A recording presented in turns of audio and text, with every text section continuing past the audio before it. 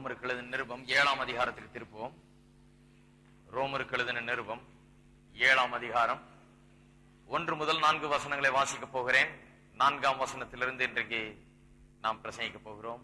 ஆனாலும் 1 முதல் 4 வசனங்களை வாசிப்போம்.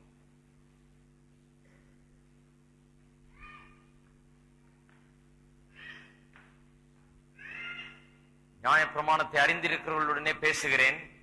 சகோதரரே, ஒரு மனுஷன் உயிரோடு இருக்கும் அளவும் நியாயப்பிரமாணம் அவனை ஆளுகிறது என்று அறியாமல் இருக்கிறீர்களா? அது எப்படி என்றால், புருஷனையுடைய ஸ்திரீ தன் புருஷன் உயிரோடு இருக்கும் அளவும் நியாயப்பிரமாணத்தின்படியே அவனுடைய நிபந்தனைக்கு உட்பட்டிருக்கிறாள். புருஷன் மரித்த பின்பு புருஷனை பற்றிய பிரமாணத்தினின்று விடுதலையாயிருக்கிறாள். ஆகையால் புருஷன் உயிரோடு இருக்கையில் அவள் வேறொரு புருஷனை விவாகம் பண்ணினால் விபசாரி எனப்படுவாள். புருஷன் மரித்த பின்பு அவள் அந்த பிரமாணத்தினின்று விடுதலையானபடியால் வேறொரு புருஷனை விவாகம் பண்ணினாலும் விபச்சாரி அல்ல. அப்படி போல் என் சகோதரரே, நீங்கள் மரித்தோரிலிருந்து எழுந்த கிறிஸ்து என்னும் வேறொருவர்களாகி தேவனுக்கென்று கனி கொடுக்கும்படி கிறிஸ்துவின் சரீரத்தினாலே நியாயப்பிரமாணத்திற்கு மரித்தவர்களானீர்கள். 7ஆம் அதிகாரத்தை குறித்து இன்ட்ரோடக்ஷன் முகவுரை ஒன்று கொடுத்தேன் 2 வாரங்களுக்கு முன்பதாக. சொன்னேன், 7ஆம் அதிகாரம் 3 காரியங்களை குறித்து வேதத்தின் மற்ற எந்த பகுதியும் போதிக்காத அளவுக்கு விவரமாகவும் தெளிவாகவும் போதிக்கிறது. அதுதான் 7ஆம் அதிகாரத்தின் முக்கியத்துவம். வேதத்திலேயே மிகவும் கருத்துக்கள் நிறைந்த ஒரு அதிகாரமாக இது இருக்கிறது. மிகவும் ஆழ்ந்து படிக்க வேண்டிய ஒரு அதிகாரம். ஏன் 3 காரியங்களை குறித்து இந்த அதிகாரம் திட்டவட்டமாய் விவரமாய் போதிக்கிறது? அது என்ன? 1, பாவத்தை குறித்து. பாவத்தை குறித்து வேத வசனத்திலே மற்ற இடங்கள் எல்லாம் வாசிக்கிறோம். ஆனால் பாவம் எத்தகைய தன்மையுடையது, எவ்வளவு கொடூரமானது, எப்படி கெடுக்கிறது, எப்படி மனுஷனை ஆளுகிறது, எப்படி அவன் மேல் அதிகாரம் செலுத்துகிறது என்பதற்கு இந்த அதிகாரத்தை விட வேற அதிகாரம் கிடையாது. பாவத்தின் தன்மையை குறித்து படிக்க அதை படிக்க போகிறோம். 2வது, நியாயப்பிரமாணமும் அது கொடுக்கப்பட்டது நோக்கமும் என்ன என்பதை குறித்து இந்த அதிகாரம் வேதத்தின் மற்ற எல்லா பகுதிகளை விட அதிகமாய் போதிக்கிறது. நியாயப்பிரமாணம் என்று சொன்னால் மோசே நியாயப்பிரமாணம் மட்டுமல்ல, பொதுவாக எல்லா மனுஷர்களும் ஒரு நியாயத்தின்படி வாழுகிறார்கள். The law of God என்று சொல்லுகிறோம், யுனிவர்சல் லா என்று சொல்லலாம். பொதுவாக எல்லாருக்கும் பொருந்தும் ஒரு நியாயப்பிரமாணம். நியாயப்பிரமாணம் யூதருக்கு கொடுக்கப்பட்ட 10 கற்பனைகள் அவர்களுக்கு மட்டும்தான் கொடுக்கப்பட்டது, புறஜாதியார்களுக்கு கொடுக்கப்படவில்லை. இருந்தாலும் புறஜாதியார்களும் தேவனுடைய பிரமாணத்துக்கு கட்டுப்பட்டவர்கள் தான். தேவனுடைய பிரமாணம் என்பது எல்லாருக்கும் பொருந்தும். யூதர்களுக்கு 10 கற்பனையாக அது சாராம்சமாக சுருக்கி அது தேவன் கொடுத்தார். தேவனுடைய எல்லா கட்டளைகளையும் எல்லா நியாயத்தையும் சுருக்கி 10 கற்பனைகளாக கொடுத்தார். ஆனால் யுனிவர்சல் லா, எல்லாருக்கும் பொருந்தக்கூடிய நியாயப்பிரமாணத்தை குறித்து தான் இங்க பேசுகிறது. வெறும் யூதருக்கு கொடுக்கப்பட்ட நியாயப்பிரமாணத்தை அல்ல. அந்த நியாயப்பிரமாணத்துக்கு உட்பட்டவர்களா எல்லாம் இருக்கிறோம். யூதர்கள் 10 கற்பனையின்படி வாழ்ந்தார்கள். ஆனால் நாமோ நம்முடைய மனசாட்சியில் தேவன் வைத்த நியாயத்தின்படியே, அந்த மனசாட்சியில் நமக்கு தெரிந்த சத்தியத்தின்படியே நாம் வாழுகிறோம். எல்லா மனுஷரும் அப்படிதான். ஆகையால் தான் எல்லாரும் இது தப்பு, அது சரி, இது அநியாயம் அப்படின்லாம் ஏன் பேசுறாங்கன்னா, அவங்களுக்கு தெரியும் உள்ள தேவனுடைய பிரமாணம் அவர்களுக்கு உள்ளாக எழுதப்பட்டிருக்கிறது. There is a law, universal law that is there. They know it. அவர்கள் அதை அறிந்திருக்கிறபடினால்தான் இது நியாயம் இல்ல, இது அநியாயம் அப்படி என்று பேசுகிறார்கள். இந்த நியாய பிரமாணத்துக்கு உட்பட்டு தான் எல்லா மனுஷனும் வாழுகிறான். எல்லா மனுஷனும் இந்த நியாய பிரமாணத்துக்கு உட்பட்டவர்கள். யூதராயிருந்தாலும் சரி, கிரேக்கனாயிருந்தாலும் சரி, மற்றவர்களாயிருந்தாலும் சரி, இந்த தேவனுடைய பிரமாணத்துக்கு உட்பட்டு தான் எல்லா மனுஷரும் இருக்கிறார்கள். 3வது, இந்த பிரமாணம் மனுஷனை ரட்சிக்க வல்லமை அற்றதா இருக்கிறது என்பது இந்த அதிகாரம் போதிக்கிறது. தேவனுடைய பிரமாணம் நல்லதுதான். அந்த பிரமாணம் கொடுக்கப்பட்டது நோக்கத்தை குறித்து பின்னால வருகிற வாரங்களில் நாம் பேசுவோம். ஆனால் இந்த பிரமாணத்தை வைத்துக் கொண்டு இதன் மனசாட்சியின்படி வாழ்ந்தா ரட்சிக்கப்படலாம், மனசாட்சியின்படி வாழ்ந்தா தேவனுக்கு முன்பாக நிற்கும் போது நம்ம பதில் சொல்லிடலாம், மனசாட்சியின்படி வாழ்ந்தா போதும் இப்படின்னு சொல்றதெல்லாம் சும்மா பேச்சு. இப்படிதான் உலகம் இன்றைக்கு சொல்லிக் கொண்டிருக்கிறது. மனசாட்சியின்படி வாழ மனுஷனுக்கு முடியாது. ரட்சிக்கப்படாத மனுஷனுக்கு, மறுபடியும் பிறக்காத மனுஷனுக்கு, அவன் பாவங்களால் கழுவப்படாத மனுஷனுக்கு, ரட்சிப்பின் அனுபவத்தை பெறாத மனுஷன் மனசாட்சியின்படி வாழ முடியாது. ரட்சிப்பின் அனுபவத்தை பெறாத மனுஷன் எவ்வளவு பெரிய யூதனாயிருந்தாலும், பரிசேயனாயிருந்தாலும், எவ்வளவு தேவனுடைய கற்பனைகளை உடையவனாயிருந்தாலும் அந்த பிரமாணத்தின்படி அவன் கை கொள்ள முடியாது, அதன்படி வாழ முடியாது, அதன்படி அவன் ரட்சிக்கப்பட முடியாது, அதன் மூலமாக அவன் ரட்சிக்கப்பட முடியாது என்பதுதான் இந்த அதிகாரங்கள் விளக்குகிறது. இதை விளக்குவதற்காக, அதாவது முதல் 4 அதிகாரங்கள் நான் ஏற்கனவே சொல்லி இருக்கிறேன். முதல் 6 வசனங்கள், 4 அதிகாரங்கள் இல்ல, 6 வசனங்கள் நான் ஏற்கனவே சொன்னபடி இந்த நியாயப்பிரமாணத்திலிருந்து எப்படி விசுவாசி விடுதலையாக்கப்பட்டிருக்கிறான் என்று போதிக்கிறது. அதான் முதல் 6 வசனங்களின் சாராம்சம். நியாயப்பிரமாணத்திலிருந்து விசுவாசி விடுதலையாக்கப்பட்டிருக்கிறான், அவன் நியாயப்பிரமாணத்துக்கு உட்பட்டவன் அல்ல என்பதை இந்த அதிகாரங்கள் போதிக்கிறது. அதற்கென்று ஒரு உதாரணத்தை உபயோகப்படுத்துகிறார். ரொம்ப சுவாரஸ்யமான உதாரணம், திருமணத்தை குறித்த உதாரணம். திருமணத்தை எப்படி கணவன் மனைவி இணைக்கப்படுகிறார்கள், அவர்களை பிரிக்க தேவனுடைய நியாயத்தின்படி அவர்கள் பிரிக்கப்பட முடியாது. ஒரே விதத்துல தான் அவர்கள் பிரிக்கப்பட முடியும். எப்படி?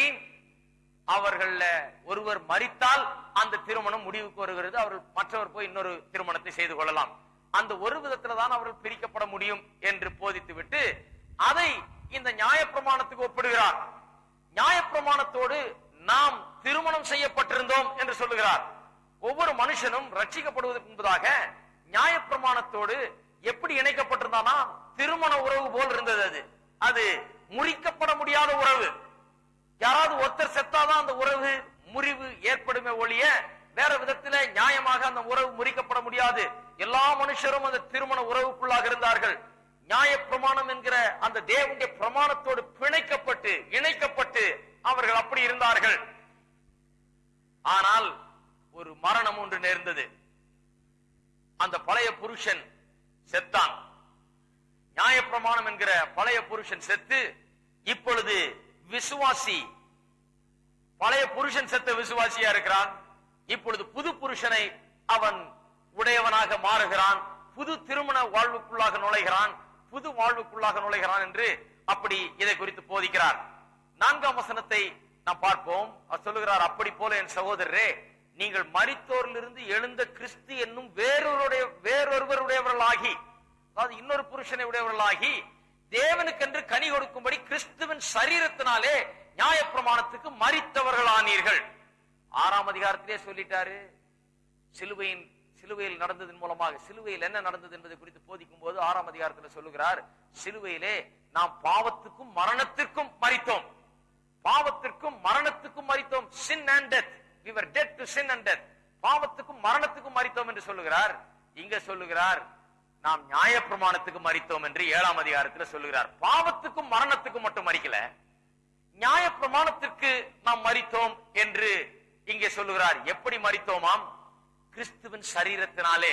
அதாவது சிலுவையிலே கிறிஸ்து சரீரத்திலே பாடுபட்டு அங்கே செத்த போது அங்கே நாம் பாவத்துக்கும் மரணத்துக்கும் மட்டுமல்ல, நாம் நியாயப்பிரமாணத்துக்கும் செத்தோம். ஏன் அப்படி நியாயப்பிரமாணத்துக்கும் நாம் செத்தோம் என்று சொல்லப்பட்டிருக்கிறது? சொல்ற விதத்தை கவனிப்போம். இப்ப 4ஆம் அதிகாரம் கடைசியில சொல்லப்பட்டிருக்கு, கிறிஸ்துவின் சரீரத்தினாலே நியாயப்பிரமாணத்திற்கு மரித்தவர்களானீர்கள். நியாயப்பிரமாணத்திற்கு மரித்தவர்களானீர்கள். அது எதை குறிக்கிறது? சிலுவையில் நடந்த ஒன்றை குறிக்கிறது. கொஞ்ச நாளா நடந்து கொண்டு வந்து பிறகு நிறைவு பெற்ற ஒன்றை அல்ல. இது ரொம்ப முக்கியம். இங்கிலீஷ்ல வாசிட்டு இருந்தீங்கன்னா பெரிய குழப்படியா இருக்கும். ஏனென்றால் ஆங்கிலத்தில் எப்படி சொல்லப்பட்டிருக்கிறது என்றால் கொஞ்சம் தவறான விதத்தில் ஆங்கிலத்தில் தவறாக புரிந்து கொள்ளுகிற அளவுக்கு அங்கே சொல்லப்பட்டிருக்கிறது. Brethren, ye also are become dead to the law என்று சொல்லப்பட்டிருக்கிறது கிங் ஜேம்ஸ் வெர்ஷன்ல. அப்படின்னு சொன்னா ஏதோ நியாயப்பிரமாணத்துக்கு கீழாக வாழ்ந்து கொண்டிருந்து அப்புறம் போக போக போக கிறிஸ்தவ வாழ்க்கையில முன்னேறி சென்று நியாயப்பிரமாணத்துக்கு மரித்தீர்கள் என்பது போல சொல்லப்பட்டிருக்கிறது. அப்படி கிடையாது. ஒரே ஒரு முறை நடந்து முடிந்த ஒரு சம்பவத்தை அது குறிக்கிறது. சிலுவையிலே நடந்து முடிந்த ஒன்று. ஏரிஸ்ட் டென்ஸ் என்று கிரேக்க மொழியில வருகிறது. அந்த டென்ஸினுடைய மேன்மை என்ன என்றால் அது பாஸ்ட் டென்ஸ் மட்டுமல்ல, அதை விட மேலான ஒன்று. பாஸ்ட் டென்ஸ் என்று சொன்னால் கடந்த காலத்திலே நடந்து முடிந்த ஒன்று. ஆனால் கடந்த கால பாஸ்ட் டென்ஸ்ல ஒரு பிரச்சனை என்ன என்று சொன்னால் ஏதோ கொஞ்ச நாளா நடந்து கொண்டு வந்து முற்று பெற்றிருக்க ஒரு காரியத்தை அதை பாஸ்ட் டென்ஸ்ல சொல்லலாம். ஆனால் ஏரிஸ்ட் டென்ஸினுடைய மேன்மை என்னவென்றால் ஏதோ கொஞ்ச நாளா நடந்து கொண்டு வந்து பிறகு முற்று பெற்ற ஒன்று அல்ல, ஒரே நேரத்தில் நடந்து முடிவு பெற்ற ஒன்றை அது குறிக்கிறது. இதை நன்றாக புரிந்து கொள்ள வேண்டும். நாம் நியாயப்பிரமாணத்துக்கு மரித்தது ஏதோ நாம் கொஞ்ச நாள் அப்படி மறிக்க முயற்சி பண்ணி கடைசியில மறிக்கல. ஒரே சம்பவத்தின் மூலமாக சிலுவையில இயேசு மரித்த போது அந்த நாளிலே அவருடனே கூட நாம் பாவத்துக்கும் மரணத்திற்கும் மற்றும் நியாயப்பிரமாணத்திற்கும் செத்தவர்கள் ஆனோம், செத்தவர்கள் ஆக்கப்பட்டோம், நியாயப்பிரமாணத்துக்கு செத்தவர்கள் ஆக்கப்பட்டோம் என்று இங்கே பவுல் அப்போஸ்தலன் போதிக்கிறார். இன்னும் செத்துக்கொண்டு இல்ல, பாருங்க, சிலர் சொல்றாங்க இன்னும் செத்துக்கிட்டே இருக்கிறோம். அப்ப செத்தது வேற, இன்னும் செத்துக்கிட்டே இருக்கிறோம் என்று சொல்லுகிறார்கள். இன்னும் செத்து கொண்டில்ல, செத்து முடித்தாகிவிட்டது. அந்த நியாயப்பிரமாணத்திற்கு செத்தது முடிந்து நடந்து முடிந்த ஒன்று என்று பவுல் அப்போஸ்தலன் போதிக்கிறார். பாருங்க, இயேசு இந்த உலகத்தில் வாழ்ந்து செத்த போது, சிலுவையில மரித்த போது, அவர் பாவத்துக்கும் மரணத்திற்கும் நியாயப்பிரமாணத்துக்கும் செத்தாராம். வேதம் சொல்லுகிறேன். நீ சொல்லலாம், எப்படியா பாவத்துக்கும் மரணத்துக்கும் நியாயப்பிரமாணத்துக்கு செத்தார் என்று. நான் சொன்னேன், எப்படி பாவத்துக்கு செத்தார்? பாவம் செய்யல அவர், ஆனால் எப்படி பாவத்துக்கு செத்தார் என்று நான் சொன்னேன். அவர் பாவ உலகத்துக்குள்ள வந்தார், பாவ உலகத்திலே வாழ்ந்தார், பாவம் எங்கும் இருந்தது. அப்படிப்பட்ட ஒரு உலகத்திலே தூய்மையான பரிசுத்த தேவன் இறங்கி மனுஷனாக பாவிகள் மத்தியில வாழ்ந்தார். அவர் சிலுவையில மரித்த போது அப்படிப்பட்ட வாழ்வுக்கு முடிவு ஏற்பட்டது. இனி அவர் அப்படிப்பட்ட ஒரு மத்தியிலே வாழவில்லை, அந்த வாழ்வுக்கு ஒரு முடிவு ஏற்பட்டது. அப்படிதான் பாவத்துக்கு செத்தார் என்று சொன்னேன். மரணத்துக்கு எப்படி செத்தார் என்று சொல்லி இருக்கிறேன். ஆனால் இப்ப நியாயப்பிரமாணத்துக்கு எப்படி செத்தார் என்று சொல்லுகிறேன். கலாத்தியர் 4ஆம் அதிகாரத்துக்கு திருப்போம். நியாயப்பிரமாணத்துக்கு இயேசு எப்படி செத்தார் என்பதை பார்த்தால்தான் நாமும் அவரோடு கூட எப்படி அங்கே நியாயப்பிரமாணத்துக்கு மரித்தோம் என்பது நமக்கு விளங்கும். கலாத்தியர் 4ஆம் அதிகாரம் 4வது வசனம், 5வது வசனம் தமிழ்ல, ஆங்கிலத்தில் 4ஆம் வசனம், தமிழ்ல 5வது வசனம். காலம் நிறைவேறின போது ஸ்திரீனிடத்தில் பிறந்தவரும் நியாயப்பிரமாணத்திற்கு கீழானவருமாகிய தம்முடைய குமாரனை தேவன் அனுப்பினார். இயேசு இந்த உலகத்தில் பிறந்ததை குறித்து சொல்லும் போது பவுல் அப்போஸ்தலன் சொல்லுகிறார், காலம் நிறைவேறின போது நியாயப்பிரமாணத்துக்கு கீழானவருமாகிய தம்முடைய குமாரனை தேவன் அனுப்பினார் என்று. ஸ்திரீயின் மூலமாக தம்முடைய குமாரனை பிறக்க செய்தார். இந்த உலகத்துல பிறக்க செய்யும் போது நியாயப்பிரமாணத்துக்கு கீழானவராக, தேவனுடைய இந்த பிரமாணத்துக்கு கட்டுப்பட்டவராக, குறிப்பாக அவர் யூத மார்க்கத்தில் பிறந்தபடினாலே யூத மார்க்கத்தின் சகல கோட்பாடுகளுக்கும் இயேசு கட்டுப்பட்டிருந்தார். 10 கற்பனையும் மற்ற எல்லாவற்றையும் நிறைவேற்ற அவர் கடமைப்பட்டிருந்தார். அதை நிறைவேற்றியும் காண்பித்தார். ஒரு பிரமாணத்தையாவது அவர் மீறவில்லை. எல்லாவற்றையும் நிறைவேற்றி பரிபூர்ணமாக நிறைவேற்றி காண்பித்தார். இந்த உலகத்தில் இருக்கும்போது நியாயப்பிரமாணத்துக்கு உட்பட்டவராக பிறந்தார். அவர் உட்பட்டவராக இந்த உலகத்தில் வாழ்ந்தார். சிலுவையில மரித்த போது அவர் அந்த நியாயப்பிரமாணத்துக்கு செத்தார். அப்படி என்று சொன்னால் இனி அவர் நியாயப்பிரமாணத்துக்கு உட்பட்டவர் அல்ல, நியாயப்பிரமாணத்துக்கு அப்பாற்பட்டவர். நியாயப்பிரமாணத்தை விட்டு நீங்களாகி அவர் விடுதலையாகி நியாயப்பிரமாணத்திற்கு உட்பட்டவராக இல்லாமல் இப்பொழுது அதற்கு மேலானவராக அவர் இருக்கிறார். சொல்லுகிறேன், கவனிங்க. எப்படி நியாயப்பிரமாணத்திற்கு மரித்தார், நியாயப்பிரமாணத்தில் பிறந்தார், நியாயப்பிரமாணத்தின்படி வாழ்ந்தார், நியாயப்பிரமாணத்தை நிறைவேற்றினார். தேவனுடைய கற்பனைகளை அவர் நிறைவேற்ற கடமை அவருக்கு இருந்தது. அதன்படி அவர் நிறைவேற்றினார். அவர் சிலுவையில மரித்த போதும் அவர் நியாயப்பிரமாணத்தை தான் நிறைவேற்றினார். நல்ல கவனிங்க, சிலுவையில மரித்த போது இயேசு நியாயப்பிரமாணத்தை நிறைவேற்றுகிறார். நிறைய பேர் சொல்றாங்க சிலுவை தேவனுடைய அன்பை குறித்து பேசுகிறது, தேவன் எவ்வளவு அன்பு உள்ளவர் என்பது. சரி, உண்மைதான். ஆனா அதோட நிறுத்தினா அது சிலுவை பற்றிய சரியான விளக்கம் கிடையாது.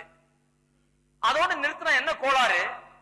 சிலுவை தேவனுடைய அன்பை வெளிப்படுத்துகிறேன் என்று சொல்லி அதோடு நிறுத்தி விடுகிறார்கள்.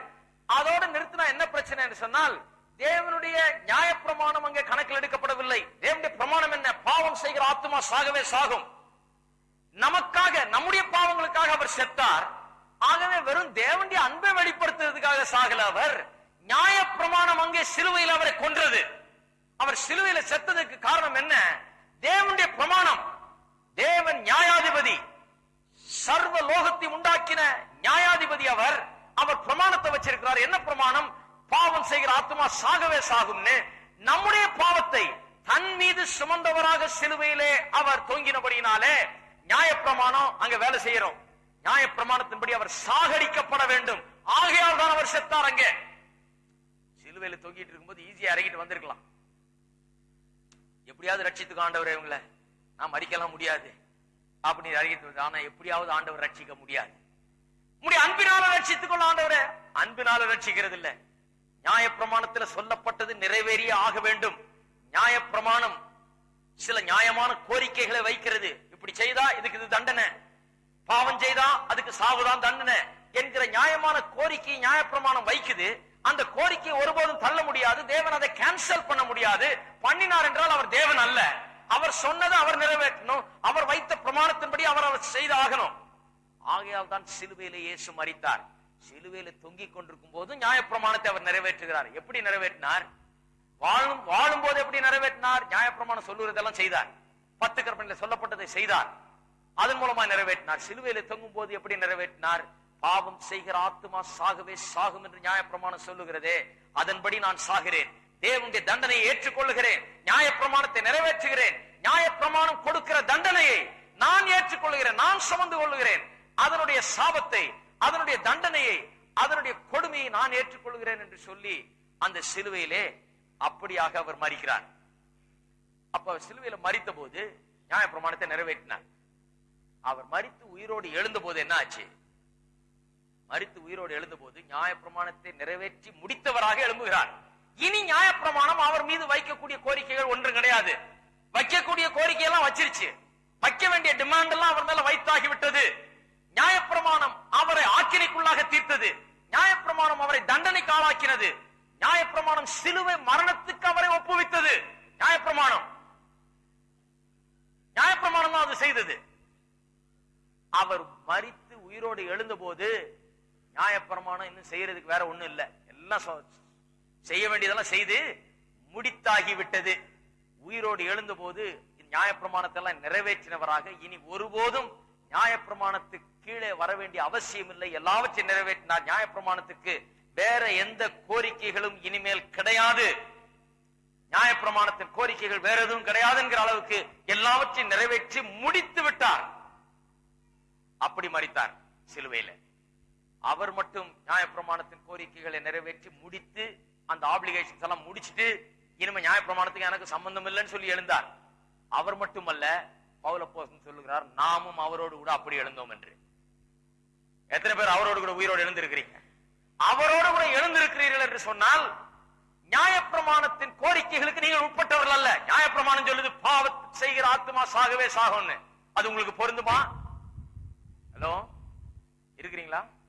பாவம் செய்கிற ஆத்மா சாகவே சாகும்னு நியாயப்பிரமாணம் சொல்லுது. அது எனக்கு பொருந்துமா? உங்களுக்கு பொருந்துமா? கிடையாது. ஏன் பொருந்தாது? சாகவே சாகுன்றது முடிஞ்சு போச்சு, அது செத்தாச்சு. அந்த கோரிக்கை நிறைவேற்றப்பட்டு முடிந்தாகிவிட்டது. அந்த கோரிக்கைக்கு இன்னைக்கு என் வாழ்க்கையில இடமே கிடையாது. நான் சாக வேண்டும் என்கிற பிரச்சனையே கிடையாது. நான் சாக வேண்டிய அவசியம் இல்லை. எனக்கு பதிலாக அவர் செத்தார். அதனாலதான் வேதம் சொல்லுகிறது நியாயப்பிரமாணத்துக்கு நான் செத்திருக்கிறேன். ஏன்னா நியாயப்பிரமாணத்துக்கு உட்பட்டவன் இல்ல நான். நியாயப்பிரமாணம் இனி என்னை கண்டனம் பண்ண முடியாது, இனி என்னை சாபத்துக்குள்ளாக்க முடியாது, இனி என்னை தண்டிக்க முடியாது, இனி என்னை சாகடிக்க முடியாது. நியாயப்பிரமாணத்தின் தண்டனை என் மீது வர முடியாது. இயேசு சிலுவையிலே சுமந்து முடித்து விட்டார். அவருக்கு மட்டும் நடக்கல அது. அவர் நியாயப்பிரமாணத்துக்கும் அவருக்கு இருந்த சம்பந்தத்தை முடித்துக் கொண்டது மட்டுமல்ல, நமக்கும் நியாயப்பிரமாணத்துக்கு இருந்த சம்பந்தத்தை முடித்து விட்டார். நமக்கு நியாயப்பிரமாணத்துக்கு என்ன சம்பந்தம்? நம்மை ஆக்கினைக்குள்ளாக தீர்த்தது நியாயப்பிரமாணம். நல்லா கவனிங்க. சிலர் இந்த 10 கற்பனையா அது இதெல்லாம் எடுத்து வச்சுக்கிட்டு இது என்னமோ ரட்சிப்பின் வழி மாதிரி போதிச்சுட்டு இருக்கிறாங்க. அப்படி போதிக்க கூடாது. அது ரட்சிப்பின் வழி இல்ல. அது மனுஷனை பாவின்னு காமிக்கிற வழி. அது பாவின்னு காமிக்கணுமா? 10 கற்பனை போதிக்கணும், அப்பதான் அவன் பாவின்றது விளங்கும். குருடனை எப்படி எழுந்து நடன்னு சொன்னாதான் அவன் குருடன்றது வழங்கும். சில நேரத்துல வழங்காது. நான் பாத்துக்குவேன், நான் நடந்துக்குவேன்றான். எழுந்து நடப்பா, அங்க போன்னு சொன்னா தட்டு தடுமாறி விழும்போது தெரியும், ஓஹோ எனக்கு கண்ணு தெரியலன்னு. இல்லையா? அது போலதான் நியாயப்பிரமாணம் கொடுக்கப்பட்டது. நியாயப்பிரமாணம் கொடுக்கப்பட்டது மனுஷன் பாவி என்பதை நிரூபிப்பதற்காக தான் கொடுக்கப்பட்டது. அதே போல பாருங்க, அநேகர் இந்த Sermon on the Mount, மலை பிரசங்கம் ரொம்ப பிரபலமானது இல்லையா? மலை பிரசங்கத்தை எடுத்து வச்சுக்கிட்டு இது என்னமோ ரட்சிப்பின் வழி மாதிரி போச்சுருக்கேன். ரட்சிப்பின் வழி அல்ல மலை பிரசங்கம். மலை பிரசங்கமும் நம்மை ஆக்கினைக்குள்ளாக தீர்க்கிறது. என்ன சொன்னார் மலை பிரசங்கத்தில்? unless your righteousness exceed the righteousness of Pharisees, you shall not enter into the kingdom of God. உங்களுடைய நீதி பரிசேயருடைய நீதியை காட்டிலும் அதிகமா இல்லாவிட்டால் நீங்கள் தேவனுடைய ராஜ்யத்துல பிரவேசிக்க மாட்டீங்க. யாருகிட்ட இருக்குது அப்பேற்பட்ட நீதி? இயேசு கிட்ட மட்டும்தான் இருக்குது. அப்ப என்ன சொல்றாரு? இங்க இருக்கிற ஒரு ஆளும் இந்த பிரசங்கத்தை கேட்டு ஒரு ஆளும் ரட்சிக்கப்பட போறது இல்லை. நான் செய்கிற சிலுவை மரணத்தின் மூலமாக தான், நான் சிந்துகிற ரத்தத்தின் மூலமாக தான், நான் ஏற்றுக்கொள்ளுகிற தண்டனையின் மூலமாக தான், நான் கொடுக்கிற நீதியின் மூலமாக தான் ரட்சிக்கப்பட முடியுமே ஒழிய எந்த மனுஷனும் இந்த உயர்ந்த நெறிகளின் மூலமாக, இந்த உயர்ந்த பிரசங்கங்களின் மூலமாக, இந்த மேன்மையான வாழ்க்கை முறைகளின் மூலமாக ஒருவனும் ரட்சிக்கப்பட முடியாது என்று போதிக்கிறார். சிலர்கள்லாம் ஏமாற்றமா இருக்கு. நாங்க மலை பிரசங்கத்தை அப்படி சொல்லிட்டீங்க. ஏன்னா உலகத்துல பாருங்க, இந்த மலை பிரசங்கத்தை தூக்கி வச்சுட்டு தான் எல்லாரும் காந்தி முதற்கொண்டு எல்லாத்தையும் அதை தூக்கி வச்சுக்கிட்டாங்க. இயேசு இப்படி சொல்லி இருக்கிறார், ஆஹா என்ன அற்புதமான வாழ்க்கை முறை, இதன்படி நான் வாழ போறேன். வாழ முடியாதுன்னு சொல்றதுக்கு தான் அதை சொன்னாரு. நீங்க அதை எடுத்து வச்சுக்கிட்டு நான் இதன்படி வாழ போறேன்னு என்ன அர்த்தம்? இதன்படி ஒருவன் வாழ்ந்து ரட்சிக்கப்பட முடியாதுன்றதுக்காக தான் மலப்பிரசங்கத்தை போதிச்சாரு. பாவம் எப்படி மனுஷன் உள்ளத்துல இருக்கிறத காண்பிக்கிறதுக்காக தான் மலப்பிரசங்கத்தை போதிச்சாரு இல்லையா? நினைச்சிட்டு தான் பாவம் செய்தாதான் பாவம். இவர் சொல்றாரு உள்ளத்துல இருக்கிறது தான் பாவம்.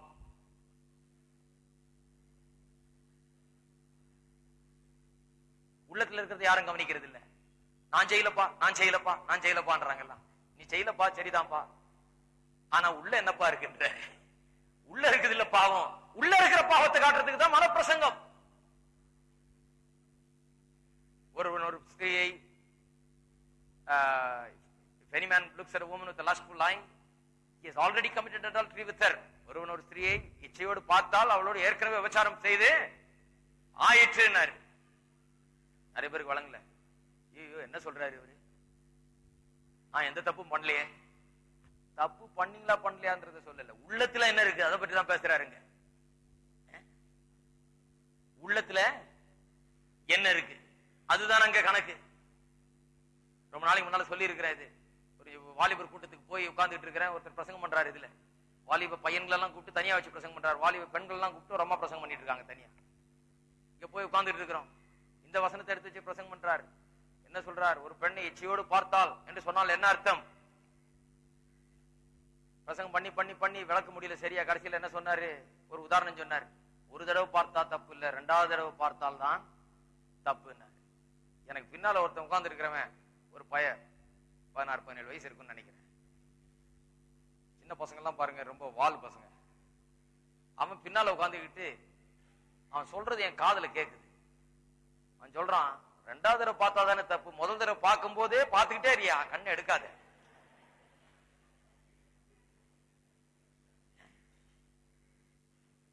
அவ்வளவுதான். இதுதான் மத உலகம், இதுதான் கிறிஸ்தவ போதனை ஆகி போச்சு. இப்போ அதெல்லாம் ஆண்டவர் சொல்றது. ஒரு தடவை பாத்தியா, 2 தடவை பாத்தியா, 3 தடவை, இதெல்லாம் கணக்கு இல்ல. 2வது தடவை பார்த்தா தப்பு, 3வது தடவை பார்த்தா அதை விட பெரிய பாவம், இதெல்லாம் கிடையாது. உள்ளத்துல என்ன இருக்கிறது? இச்சை என்கிறது உள்ள இருக்கிற காரியம். உள்ள இச்சையால் நிறைந்திருக்கிறாய், உள்ள பாவத்தால் நிறைந்திருக்கிறார், உள்ள நீ நீதியாய் நடந்து கொள்ள முடியாத நிலையில இருக்கிறார், உள்ள ஒவ்வொரு மனுஷனும் பாவியா இருக்கிறான் என்பதை நிரூபிக்கதான் மலைப்பிரசனத்தை போதிச்சாரு. ஒழிய அதை கேட்டு அதை செவுத்துல தொங்க விட்டு அதை பார்த்துக்கிட்டு நான் இதன்படி இந்த உயர்ந்த நெறிகளின்படி வாழ போறேன்னு சொல்லி யாரும் வாழ்ந்து இதன்படி ரட்சிக்கப்பட வேண்டும் என்று போதிக்கவே இல்லை. இந்த நீதி உனக்கு இருக்கிற நீதி பத்தாது, என்னுடைய நீதி உனக்கு கொடுக்கப்பட வேண்டும், உன்னுடைய பாவத்தை நான் சுமந்து தீர்க்கணும், அப்பதான் முடியும் என்கிறதை போதிக்கிறதுக்காக தான் அதை போதித்தார். ஆக நியாயப்பிரமாணத்துக்கு உட்பட்டவர்களாயிருந்த நாம் கிறிஸ்துவோடு கூட நாம் மரித்தோம். பாவத்துக்கு மரித்தோம், மரணத்துக்கு மரித்தோம். எதுக்கு மரித்தோம்? நியாயப்பிரமாணத்துக்கும் மரித்தோம். இப்ப நியாயப்பிரமாணத்துக்கு நமக்கு சம்பந்தமே கிடையாது. நியாயப்பிரமாணம் நிறைய காரியங்களை சொல்லுது. நியாயப்பிரமாணம் சொல்லுது இந்த சாபம்லாம், இந்த கட்டளையில கை கொள்ளாதவங்க இந்த சாபம்லாம் வரும்னு. அது எனக்கு பொருந்தாது. அந்த சாபம்லாம் யார் மேல வந்துருச்சு? ஹலோ, இருக்கிறீங்களா? என்னங்க எல்லாம் அமைதல் ஆயிட்டீங்க? சிலர் சொல்றாங்க, ஐயோ நியாயப்பிரமாணத்தின் சாபம் மேல வந்துருமே. மேல வராதுங்க, மேல வந்து முடிஞ்சிருச்சு. அது அதைத்தான் இங்க சொல்றாங்க. நியாயப்பிரமாணத்துக்கு விடுதலையானோம். இனிமே நியாயப்பிரமாணத்தின் சாபம் உங்க மேல வர்றது இல்ல. நியாயப்பிரமாணத்தின் சாபம் இயேசு சிலுவையில என்றைக்கு மரித்து உங்களுடைய பாவத்தையும் சாபத்தையும் ரோகத்தையும் பிணியும் சுமந்தாரோ அன்றைக்கே நியாயப்பிரமாணத்தின் சாபம் உங்களுக்கு மேல இனிமேல் வர முடியாது என்கிற நிலை வந்து விட்டது. அதைத்தான் இங்க சொல்லுகிறார், நியாயப்பிரமாணத்திலிருந்து விடுதலை ஆக்கப்பட்டீர்கள் என்று. அதுதான் அதனுடைய அர்த்தம். எல்லாரும் கைகளை உயர்த்தி சொல்லுவோம், நான் நியாயப்பிரமாணத்திலிருந்து விடுதலையாக்கப்பட்டேன். நியாயப்பிரமாணத்தின் சாபங்கள் எல்லாம், அது ஆக்கினை தீர்ப்புகள் எல்லாம், அதன் தண்டனைகள் எல்லாம் எனக்கு பொருந்தாது. அது நடந்து முடிந்து விட்டது. இயேசு அதை சுமந்து தீர்த்தார். எனக்கும் நியாயப்பிரமாணத்துக்கும் இனி சம்பந்தம் இல்லை. நான் நியாயப்பிரமாணத்துக்கு உட்பட்டவன் அல்ல, கிருபைக்கு உட்பட்டவன். இருக்கிறீங்களா? இது விடுதலை ஆக்குகிற சத்தியம். ஒரு மனுஷனை விடுதலையோடு வாழ வைக்கிற சத்தியம் இது. எந்த விதத்துல நியாயப்பிரமாணத்துக்கு நாம் உட்பட்டவர்கள் அல்ல. விசுவாசி எந்த விதத்துல நியாயப்பிரமாணத்துக்கு உட்பட்டவன் அல்ல. முதல்ல என்ன பார்த்தோம்? விசுவாசி நியாயப்பிரமாணத்துக்கு உட்பட்டவன் அல்ல. என்னைக்கு கிறிஸ்துவோட விசுவாசி மரித்தானோ சிலுவையில, அன்றைக்கு அவன் பாவத்துக்கும் மரணத்துக்கும் மட்டும் மரிக்கல, நியாயப்பிரமாணத்துக்கும் மரித்து விட்டான் என்பதுதான் முதல்ல நாம் சொன்னது. இரண்டாவது, எந்தெந்த விதங்களிலே விசுவாசி நியாயப்பிரமாணத்துக்கு மரித்திருக்கிறான்? ஒன்று, அந்த நியாயப்பிரமாணத்தோடு கூட அவனுக்கு இருந்த அந்த திருமணம் முடிவு பெற்று விட்டது. இது ஒரு புருஷன் செத்தா மாதிரி, அந்த வாழ்க்கை முடிஞ்சு போனது. முன்ன எப்படி வாழ்ந்தோம், நியாயப்பிரமாணம் சொல்லுது, அது நமக்கு பொருந்தது, நம்ம அந்த சாபங்கள் எல்லாம் நம்ம மேல தலை மேல இருந்தது, அந்த சாபத்துக்கு உட்பட்டவர்களாக, நியாயப்பிரமாணத்தின் ஆக்கினை தீர்ப்புக்கு உட்பட்டவர்களாக வாழ்ந்து வந்தோம், அதனுடைய ஆளுகைக்கு கீழாக இருந்தோம், அதனுடைய சாபங்கள்லாம் நமக்கு பொருந்துற விதத்தில் இருந்தது. ஆனால் இயேசுவின் பேர்ல என்னைக்கு விசுவாசம் வைத்தோமோ அன்றையிலிருந்து நியாயப்பிரமாணத்துக்கு நமக்கு சம்பந்தமே கிடையாது. அந்த புருஷன் செத்தாச்சு, நியாயப்பிரமாணத்தின் ஆக்கினை தீர்ப்பு நமக்கு கிடையாது. இரண்டாவது, விசுவாசி நியாயப்பிரமாணத்தின் ஆளுகைக்குள்ளாக இல்லை. அதான் அந்த புருஷன் மனைவியை பற்றி உதாரணம் சொல்லும் போது சொன்னார், மனைவி புருஷனுடைய ஆளுகை கீழாக இருக்கிறாள் என்று சொன்னார். பாருங்க, நியாயப்பிரமாணம் ஆண்டு கொண்டிருந்தது மனுஷனை. நாம் நியாயப்பிரமாணத்தினால் ஆளப்பட்டோம். ஆனால் இப்பொழுதோ நியாயப்பிரமாணத்தினால ஆளப்படவில்லை. அதனுடைய அதிகாரம் நம் மீது கிடையாது. நியாயப்பிரமாணத்துக்கு நமக்கு சம்பந்தமே இல்லாதாகிவிட்டது. அது முடிந்து விட்டது, அந்த ஆளுகை முடிந்து விட்டது. மூன்றாவது, நியாயப்பிரமாணத்தின் ஆக்கினை தீர்ப்பு நமக்கு இனி கிடையாது. இந்த விதத்தில் விசுவாசி நியாயப்பிரமாணத்திலிருந்து விடுதலையாக்கப்பட்டிருக்கிறான். ஆகையால் தான் ரோமர் 8:1 சொல்லப்பட்டிருக்கிறது, கிறிஸ்து இயேசுவுக்கு உட்பட்டவர்களாக இருக்கிறவர்களுக்கு ஆக்கினை தீர்ப்பு இல்லை. எல்லாரும் சொல்லுவோம் ஆக்கினை தீர்ப்பு இல்லை. கிறிஸ்து இயேசுவுக்கு, எல்லாரும் சொல்லுவோம் கிறிஸ்து இயேசுவுக்கு உட்பட்டவர்களாக இருப்பவர்களுக்கு. எத்தனை பேர் கிறிஸ்துவுக்கு உட்பட்டவர்கள்? எத்தனை பேர் நியாயப்பிரமாணத்துக்கு உட்பட்டவர்கள்? நியாயப்பிரமாணத்துக்கு உட்பட்டவர்கள் யாருமே கிடையாது விசுவாசி. எந்த விசுவாசியும் நியாயப்பிரமாணத்துக்கு உட்பட்டவர்கள்? எல்லா விசுவாசியும் கிறிஸ்துவுக்கு உட்பட்டவர்கள்.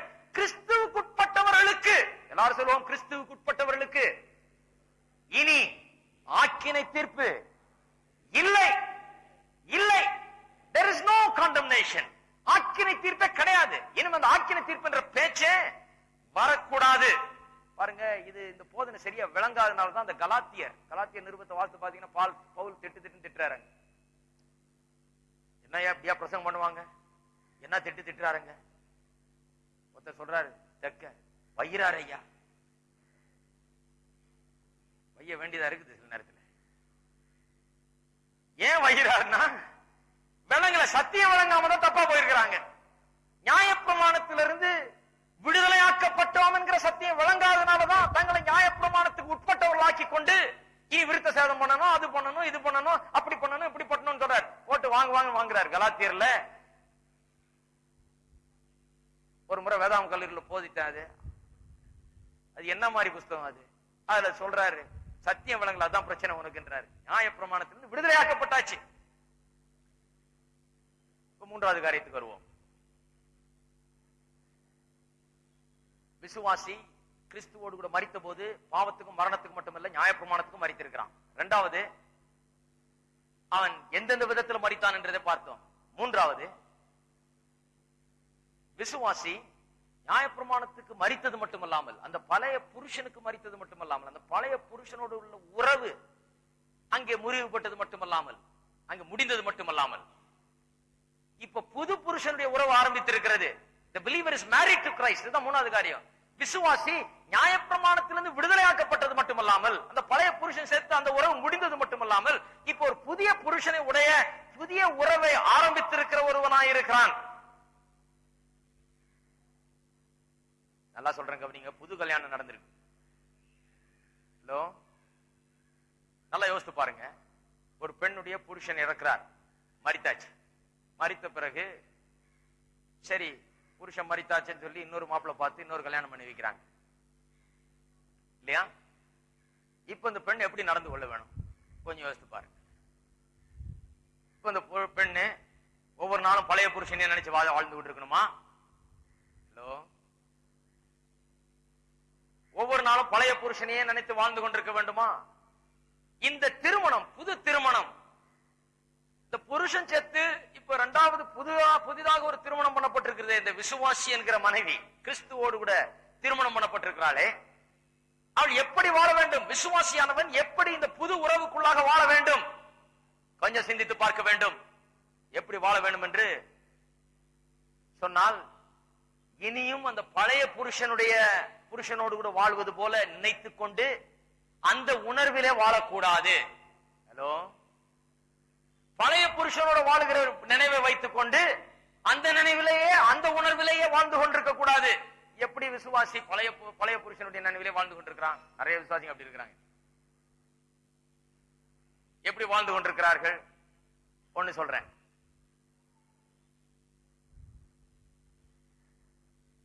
முதலாவதாக, நியாயப்பிரமாணத்துக்கு பயப்படுறீங்களா? ஐயோ, நான் தப்பு செய்துட்டேன், தேவனுடைய கோபாக்கின என் மீது வந்து இறங்கிட போகுது அப்படிங்கிற பயம் உள்ள இருக்குதா? இந்த தேவனுடைய பிரமாணத்தை குறித்த பயம் உள்ளே இருக்கிறதா? அந்த தேவனுடைய பிரமாணத்தை குறித்த பயம் இருந்தால் பாருங்க, இந்த பயம் வச்சு பூச்சாண்டி காட்டிட்டு போயிட்டாங்க. கர்த்தருக்கு பயப்படுகிறதே ஞானத்தின் ஆரம்பம் சொல்றாங்க. கர்த்தருக்கு பயந்துரு, அதான் ஞானத்தின் ஆரம்பம். எங்களுக்கு என்ன சொல்லிட்டாங்க? பயப்படு, கர்த்தருக்கு பயந்துரு. நீ இப்படி செய்யலன்னா பாரு, அதான் கால் உடைஞ்சது உனக்கு. நீ இப்படி நல்லா நடந்துக்கலையா, அதுதான் போய் அடி வாங்கிட்டு வந்த. போன வாரம் கோயிலுக்கு வரலையா, அதுதான் உனக்கு கழுத்துல இங்கே கிடைச்சது. உனக்கு ஆண்டவர் பெடரிலேயே அடிச்சார் உன்னை. இப்படி எல்லாம் தான் பேசி பேசி பேசி நியாயப்பிரமாணத்தை குறித்த ஒரு பயம், பிரமாணத்தை குறித்த ஒரு பயம். தேவன் அங்க என்னத்தையும் கொம்ப வச்சிட்டு இருக்கிறார். நான் தப்பு செய்த உடனே அந்த மாத்திரத்துல உடனே போட்டு சாத்தி என்ன கையை உடைக்கலாமா, காலை உடைக்கலாமா, மண்டையை உடைக்கலாமா காத்திட்டு இருக்கிறார் தேவன் என்கிற ஒரு பயத்தை உண்டாக்கிட்டு அதை என்ன சொன்னாங்க? கர்த்தருக்கு பயப்படுதல ஞானத்தை ஆரம்பம். கர்த்தருக்கு பயப்படுதல் நாங்க அப்படி சொல்லல. பாருங்க, சில நேரத்துல வேதத்துல வார்த்தையை சரியா ஆராயணும். அதுக்கு தான் பிரசங்கியாருங்க இருக்காங்க. அதுக்கு தான் ஒழுங்கா போய் பிரசங்கத்தை கேட்கணும். அதுக்கு தான் ஒழுங்கா பிரசங்கம் பண்றவங்க கேட்கணும். கர்த்தருக்கு பயப்படுதுன்னு சொன்னா அவரை பார்த்து பயந்து நடக்கிறது அப்படி அல்ல. ரெவரன்ஸ், ரெஸ்பெக்ட், அதைத்தான் அங்க சொல்லி இருக்குது. பயப்படுதுன்னு சொன்னா பயந்து நடுநடுங்கிறது கிடையாது. கர்த்தருக்கு மரியாதையை கொடுக்கிறது. உங்க வீட்டுல உங்க தகப்பனாருக்கு தாய்க்கு பயப்படுறீங்களா? பயப்படுறீங்கன்னா எந்த விதத்துல பயப்படுறீங்க? பார்த்து நடுங்கிறது கிடையாது. அப்படி நடுங்குனா அது சரியான உறவே கிடையாது. புள்ள வந்து தகப்பனை பார்த்து நடுங்குதுன்னா அது என்ன குடும்பம்? அது நடுங்கல, ஒரு மரியாதை, ஒரு மதிப்பு, அவர் கொடுக்க வேண்டிய இடம், அந்தஸ்து, மரியாதை உள்ள இருக்குது. அந்த மரியாதை இருக்கிறதுனால தவறுகளை செய்யறது இல்லை. அந்த மரியாதை இருக்கிறதுனால மரியாதையை காப்பாற்றிக் கொள்ளுகிறது, அந்த மரியாதையின்படி நடந்து கொள்ளுகிறது. அதைத்தான் சொல்லிக்கிறது. கர்த்தருக்கு பயப்படுதலே ஞானத்தினார். பயம்னா அங்க ரெவரன்ஸ் குறித்து பேசுத ஒழிய டெரரை குறித்து பேசவில்லை. பயந்து நடுங்குகிறது குறித்து அல்ல, மரியாதை மதிப்பு கொடுக்கிறது குறித்து பேசுகிறது. கர்த்தருக்கு வாழ்க்கையில மதிப்பு கொடுக்கும் போது, அவருக்கு உரிய இடத்தை கொடுக்கும் போது, அவருக்கு உரிய அந்தஸ்தை கொடுக்கும் போது அது ஞானத்தின் ஆரம்பமா இருக்கிறது. எல்லாருமே கர்த்தருக்கு நான் பயப்படுறதுன்றது பாருங்க, எல்லாம் போயிட்டே இருப்பான். ஒருத்தர் ரெண்டு கும்பிட்டு போவான். கோயில பார்த்து ஒரு கும்பிடு, பைபிளை பார்த்தா அதையும் ஒரு கும்பிடு, சாமியாரை பார்த்தா அதையும் அவரையும் ஒரு கும்பிடு. எனக்கு தெரிஞ்ச ஒரு பிரசங்கியார் இருக்காரு, முந்தி சாமியாராயி இப்ப பிரசங்கியார் ஆயிட்டாரு. அவர் சொன்னார், ஐயா, ஒரு அம்மா வந்து பழைய காலம் பாரி என்ன நினைச்சுக்கிட்டு வந்து பாக்குறதுக்கு வந்தாங்க. நான் வந்து சாதாரணமா வேட்டி சட்டை போட்டுட்டு நிக்கிறேன். என்ன பார்த்தோம், அந்த அம்மாவுக்கு அதிர்ச்சி. அந்த அம்மா வந்து, சாமி கும்பிடலான்னு வந்தேன், அங்கி இல்லையே அப்படின்னு சொன்னார். அங்கி உள்ள மாட்டிருக்க, போய் கும்பிட்டுட்டு போனார். ஆளுகள்ல கும்பிடு, அங்கிக்குதான். இது நிறைய பேர் இருக்காங்க இப்படி வந்து பயந்து நடுங்குகிறது. இதெல்லாம் இதனால எந்த பயனும் கிடையாது. கர்த்தருக்கு உரிய இடத்தை நம்முடைய வாழ்க்கையில கொடுக்க வேண்டும்.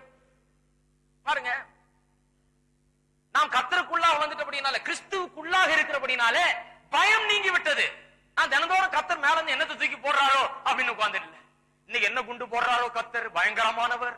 இதுதான் பிரசங்கம் அந்த காலத்துல. அவர் பயங்கரமானவர். அவர் அதிசயமானவர் மட்டுமல்ல, பயங்கரமானவங்களையும் செய்யறாரு. அவர் பயங்கரமா ஏதாவது செய்து போடுவாரியா, ஜாக்கிரதையாரு அப்படின்னு சொன்னாங்க. நான் தினந்தோறும் எதிர்பார்த்தேன், என்ன பயங்கரம் நடக்க போதோ இன்னைக்கு. பீட் பம்கார்னர் ஒருத்தர் நீங்க பிரசங்கம் பண்ணாரு இல்லையா கொஞ்ச நாளைக்கு முன்னாடி. அவர் இந்த பெண்டிகாஸ்ட்ல ஹோலினஸ்ல வளர்ந்தவர். அவர் ஹோலினஸ் பெண்டிகாஸ்ட்னா அது ரொம்ப தீவிரமான பெந்தோஸ்து. இவங்க எல்லாம் பெந்தோஸ்தே இல்லைன்றாங்க. அவங்க அங்கதான் அப்படிங்கிற ஆளுங்க. அங்க ஒருத்தர் வந்து அங்க ஒவ்வொரு ஞாயிற்றுக்கிழமையும் சொல்றாரு, ஒவ்வொரு ஞாயிற்றுக்கிழமையும் பிரசங்கம் பண்ணும்போது கடைசியில் இப்படிதான் முடிப்பாங்களாம். போன வாரம் தான் ஒரு பையன் இங்க வந்து சுவிசேஷத்தை கேட்டு அவன் இயேசுவுக்கு ஒப்பு கொடுக்காம வெளியே போனான், லாரி அடிச்சு செத்து, இப்பதான் அடக்க முடிஞ்சதுன்னு. இப்படியே ஒவ்வொரு வாரமும் பெரிய கதை நடக்காங்க. ஒரு நாள் ஒரு 10-12 வயசு பையனா இருக்கும் போது இதெல்லாம் கேட்டு கேட்டு உள்ள நடுக்கும். கூட்டம் முடிஞ்ச உடனே நேரம் பாத்ரூம் போனாராம். பாத்ரூம் போய் நிக்கிறாராம், அப்படியே உடம்பெல்லாம் நடுக்குதான். சொன்னாராம், ஆண்டவரே இந்த ஒரு வாரம் எனக்கு டைம் கொடு ஆண்டவரே, இந்த ஒரு வாரம் என்ன கொள்ளுன்னு போட்டாதையும், லாரியில அடிச்சு நாசம் பண்ணாதே, என்ன பயங்கரமான வேலை எதையும் பண்ணாம இந்த ஒரு வாரம் என்ன காப்பீர் என்றால் அடுத்த ஞாயிற்றுக்கிழமை நிச்சயமா வந்து நான் ரட்சிக்கப்படுறேன். நல்லா கவனிங்க, நியாயப்பிரமாணத்துக்கு உட்பட்டவர்கள் அந்த சபையில் என்ன போதிக்கிறாங்க? விசுவாசிக்கு விடுதலையை போதிக்கல, விசுவாசிக்கு பயத்தை நீக்கல. விசுவாசி நியாயப்பிரமாணத்துக்கு உட்பட்டவன் அல்ல. நியாயப்பிரமாணத்தின் சாபங்கள் தண்டனைகள் அவனுக்கு பொருந்தாது. அந்த சாபத்தின் தண்டனையும் இயேசு சுமந்து தீர்த்தார் என்பதை திட்டவட்டமாய் போதிக்காதபடினாலே பயம், நடுக்கம், தேவனை குறித்த ஒரு பயமும் நடுக்கமும் அவனுடைய கிறிஸ்தவ வாழ்க்கையை பாதிக்கிறது. அவன் தேவனண்டல் வர்றதே பாதிக்குது. வந்த பிறகு தேவனுக்காக வாழ்றது அது பாதிக்குது. ஏன்னா என்னத்தை பயங்கரத்தை செய்து போடுவாரோ, நான் என்ன தப்பு செய்தனோ அப்படின்ற அந்த பயமே இருக்குது. நான் உங்களுக்கு சொல்லுகிறேன், நீங்கள் நியாயப்பிரமாணத்துக்கு உட்பட்டவர்கள் அல்ல. சிலர் சொல்லுவாங்க, பாரியா சட்டத்திட்டங்களே ஒண்ணும் இல்லைன்ட்டார், நியாயப்பிரமாணத்துக்கு பயப்பட வேணான்ட்டாரு, என்ன அநியாயம், பயப்பட வேணாமா? நல்லா முழுசா நான் போதிக்கிறத கவனிச்சீங்கன்னா விளங்கும். பயப்படுறது இல்லை, கிறிஸ்துவுக்கு உட்பட்டவர்களா இருக்கிறோம். என்ன விசுவாசிக்கிறோம்? அந்த நியாயப்பிரமாணத்தின் சாபங்கள், அந்த நியாயப்பிரமாணத்தின் தண்டனைகள், நியாயப்பிரமாணம் சொல்லுகிற அனைத்து காரியங்களும் கிறிஸ்துவிலே நிறைவேற்றப்பட்டு முடிந்து விட்டது. அது நிறைவேற்றப்பட்டு முடிந்த போது நான் அங்கே அவரோடு கூட இருந்தேன், நான் அங்கே அவரோடு கூட மரித்தேன், நானும் அங்கே அவரோடு கூட பாவத்துக்கும் மரணத்துக்கும் நியாயப்பிரமாணத்துக்கும் செத்தேன். முடிந்து விட்டது எங்களுடைய உறவு. அந்த பழைய புருஷன் செத்தா எடுத்து புதிய புருஷனை கல்யாணம் பண்ணியாச்சு. இனி அந்த பழைய புருஷன் நினைச்சு பயந்துட்டு இருக்கிறது இல்ல. அதுதான் வர்றேன். புது புருஷனுடைய மனைவி எப்படி இருக்கணும்? பழைய புருஷன் பொல்லாதவனா இருந்தான்னு சொல்லி தினந்தோறும் இந்த புது புருஷனை மறந்துட்டு அந்த பழைய புருஷனை குறித்த நடுக்கத்திலே வாழ்ந்துகிட்டு இருக்கிறதா? அப்படி வாழ்ந்து கொண்டு என்ன ஆகுது? இந்த புதிய புருஷனை ரொம்ப இன்சல்ட் பண்ற மாதிரி இருக்கும். கல்யாணம் பண்ணியாச்சு, புது வாழ்க்கை ஆரம்பிச்சா இன்னும் பழைய புருஷன் கதையை பேசிட்டு இருந்தா என்ன அர்த்தம்? அது ஒரு பெரிய இன்சல்ட் மாதிரி. அப்படி செய்யக்கூடாது. இரண்டாவது விதத்துல எப்படி பழைய புருஷனோடு சம்பந்தப்பட்டவர்கள் போலயே வாழ்கிறார்கள் சில விசுவாசிகள் என்பதை பார்ப்போம். அந்த நியாயப்பிரமாணத்தின் ஆக்கினை தீர்ப்பை அவர்கள் உணர்கிறார்கள். நியாயப்பிரமாணத்தின் ஆக்கினை தீர்ப்பை அவர்கள் உணர்கிறார்கள். நியாயப்பிரமாணத்தின் சாபம் என் மேல வரப்போகுது, அதனை தண்டனை எல்லாம் எனக்கு கிடைக்குது. இன்னும் நியாயப்பிரமாணம் நியாயப்பிரமாணம் நியாயப்பிரமாணம் நியாயப்பிரமாணத்துக்கு உட்பட்டவர்களாக வாழ்கிறார்கள். நான் சொன்னேன் இல்லையா, எங்க வீட்டுல எங்க மூதாதையர் எல்லாம் சிலர் அப்படி இருந்தாங்க. நான் ரெண்டுத்துக்கு நடுவில் குழப்பத்துல வாழ்ந்தேன். நியாயப்பிரமாணமும் கிருபையும், நியாயப்பிரமாணம் ஒரு பக்கம் இருக்குது, கிருபை இன்னொரு பக்கம் இருக்குது. ரெண்டுத்துக்கு நடுவில் எதுன்னு தெரியல.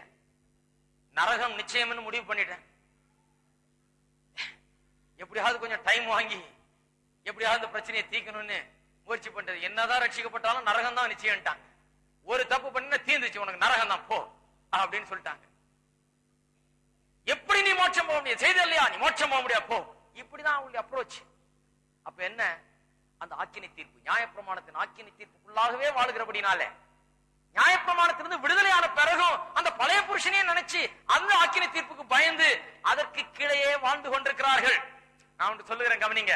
எந்த ஒரு விசுவாசியும் பயந்து சந்தோஷம் இல்லாமல் இப்படி துக்கித்து வாழுகிறது அவசியமே கிடையாது. அதற்கு உரிமை கிடையாது. அந்த விசுவாசிக்கும் துக்கித்து பயந்து நடுங்கி வாழுகிறதற்கு எந்த விசுவாசியும் மரணத்துக்கோ நியாய தீர்ப்புக்கோ பயப்பட வேண்டிய அவசியமே கிடையாது. எல்லாம் கவனிக்கிறீங்களா? மரணத்துக்கு நியாயப்பிரமாணத்துக்கு பயம், மரணத்துக்கும் நியாய தீர்ப்புக்கும் பயம் விசுவாசிக்கு இருந்ததுன்னா விசுவாசிக்கு சரியான போதனை இல்லைன்னு அர்த்தம். நிறைய பாட்டுகள்லாம் வேற மாதிரி எழுதணும். திருப்பி இருக்கிறீங்களா? இருக்கிறீங்களா? சில பாட்டுகள்லாம் இருக்குது. சிலதெல்லாம் கொஞ்சம் நல்ல பாட்டு தான். அது அவிசுவாசியை கேட்குது, நீ அங்க இருப்பாயோன்னு. இது அங்க இருப்பாயோன்னு பாடும்போது விசுவாசிக்க பயமா இருக்குது. நான் அங்க இருப்பேனோ? பிரதர் நீங்க இருப்பீங்களா? எப்படியாவது இருக்கணும் பிரதர், ஜெபிச்சுக்குங்க. எப்படி ஜெபிக்கிறது? நீ ஜெபிச்சா அங்க இருக்க போறோம் கிடையாது. நீ என்ன ஜெபிச்சாலும் அங்க இருக்க போறது இல்லை. எல்லாம் கொஞ்சம் சரி பண்ணிட்டு அங்க இருப்பேன். சரி பண்ணிக்கிறதுனால அங்க இருக்கல. சரி பண்ணிக்கிறதுனால அங்க இருக்கிறதுனா இயேசு வந்து சாக வேண்டிய அவசியமே கிடையாது. உங்களுடைய சாபத்தையும் பாவத்தையும் சுமக்க வேண்டிய அவசியமே கிடையாது. நீங்க எல்லாத்தையும் யோகியமாக்கி கொண்டு உங்களுடைய வாழ்க்கையை புண்ணியங்களால் நிறைத்துக் கொண்டு புண்ணியங்கள்லாம் கட்டி கொண்டு வாங்கி கொண்டு என்னமோ பண்ணிக்கிட்டு பாத யாத்திரை எல்லாம் போய் மலைக்கு ஏறி தண்ணியில இறங்கி தாடியை வளர்த்து சந்நியாசம் எடுத்து எல்லாம் பண்ணினதுனால அங்க போறது கிடையாது. அங்கே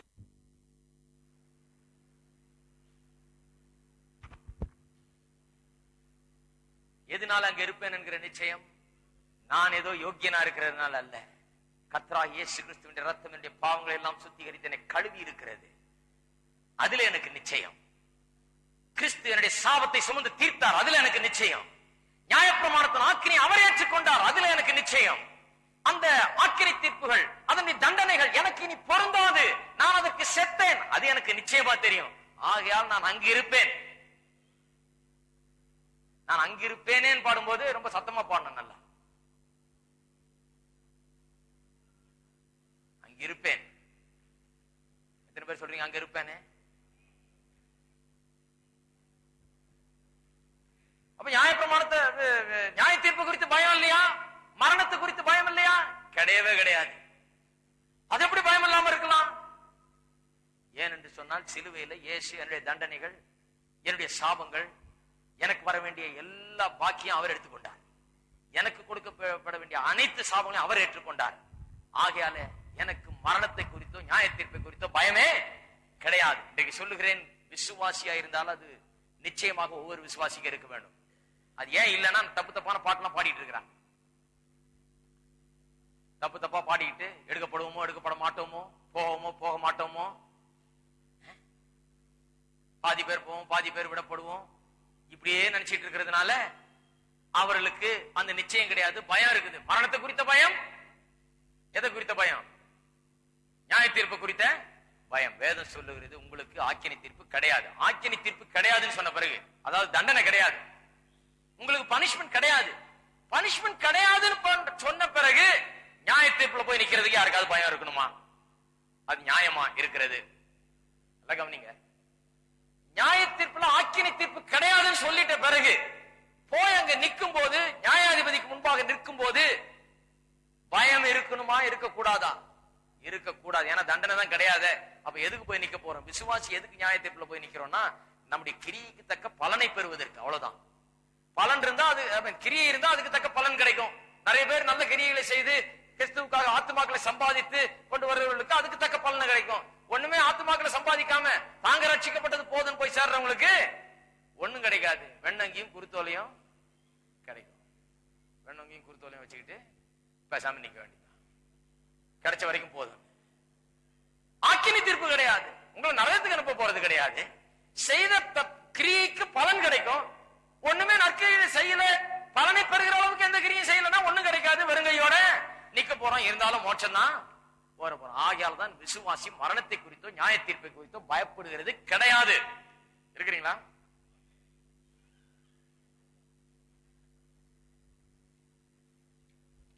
அப்படி பயம் இருந்ததுன்னா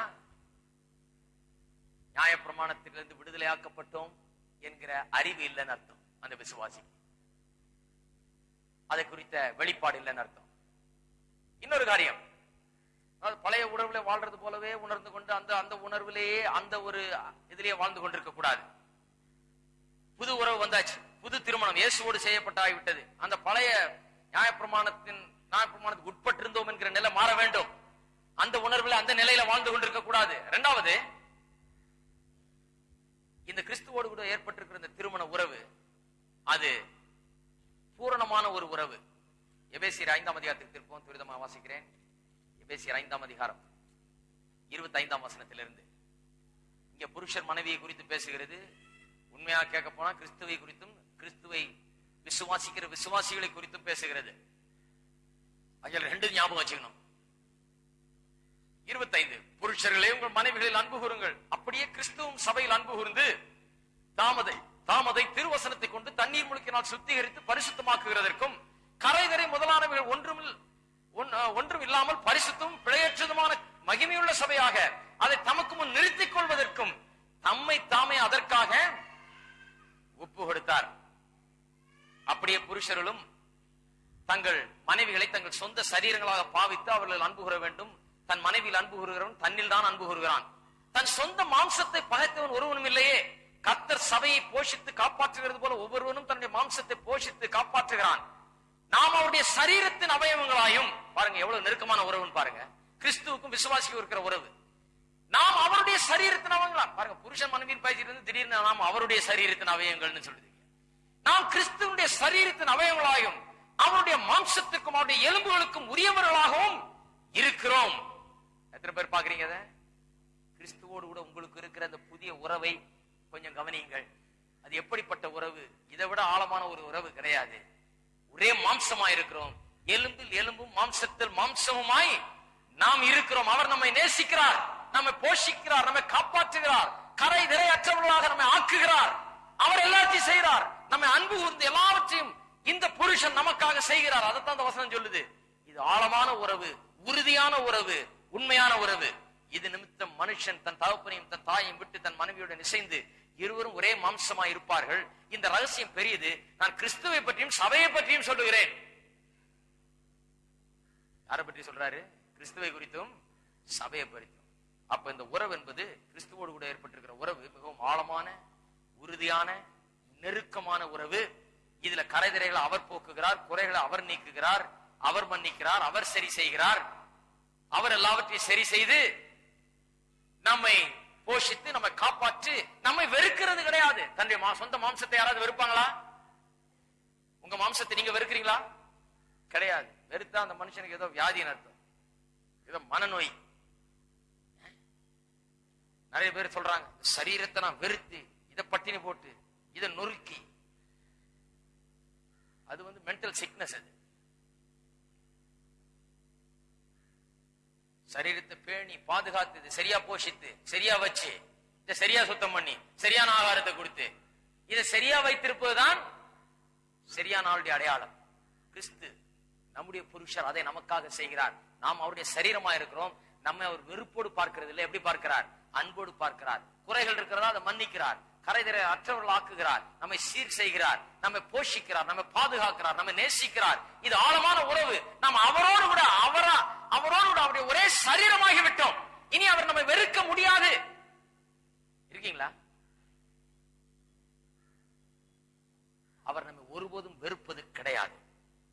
மூன்றாவது, இந்த புதிய உறவிலே விசுவாசி கிறிஸ்துவுக்கு உட்பட்டவனாக, அவருடைய ஆளுகைக்கு உட்பட்டவனாக இருக்கிறான். மற்ற எல்லாவற்றையும் விட்டு, தாயும் தகப்பனையும் விட்டு புருஷனோட இசைந்திருக்கிறத பற்றி சொல்லி இருக்கிறீங்க. புருஷனும் தாயும் தகப்பனையும் விட்டு மனைவியோட இசைந்திருப்பதை பற்றி சொல்லி இருக்கிறது. அதுபோல நாம் மற்ற எல்லாவற்றையும் விட்டு, அதுல நியாயப்பிரமாணம் இன்க்ளூடட், பாவம் எல்லாம் இன்க்ளூடட், எல்லாவற்றையும் விட்டு, அதெல்லாம் விட்டு ஒதுக்கிட்டு இப்பொழுது நமக்கு கிடைத்திருக்கிற இந்த புதிய புருஷனாகிய கிறிஸ்துவோடு கூட ஒன்றுபட்டிருக்கிறோம். ஒரு புதிய ஒரு உறவுக்குள்ள பிரவேசித்திருக்கிறோம். இவருடைய ஆளுகைகளாக இருக்கிறோம். இவருடைய நினைவிலேயே வாழுகிறோம். இவருக்காகவே வாழுகிறோம். இவருக்காகவே நம்ம அர்ப்பணித்துக் கொள்கிறோம். பழையவெல்லாம் ஒளிந்து போயிட்டு அந்த பழைய வாழ்க்கை முடிவடைந்து விட்டது. இப்பொழுது முற்றிலுமாய் கிறிஸ்துவுக்கு உட்பட்டவர்களாக இருக்கிறோம். கடைசியா நான்காவது, எந்த ஒரு காரியமும் இந்த உறவு நின்று, கிறிஸ்துவுக்கும் நமக்கும் இருக்கிற இந்த உறவு நின்று நம்மை பிரிக்கவே முடியாது. பிரிக்கவே முடியாது. இந்த புருஷன் மனைவியை குறித்து உதாரணம் சொல்றாரு ரோமர் 7ஆம் அதிகாரத்துல. அந்த உதாரணத்துல எப்படி உறவு முறிகிறதா? யாராவது ஒருத்தர் சாகும் போது முறிகிறது உறவு. ஆனா இந்த புருஷன் சாகிறவரா?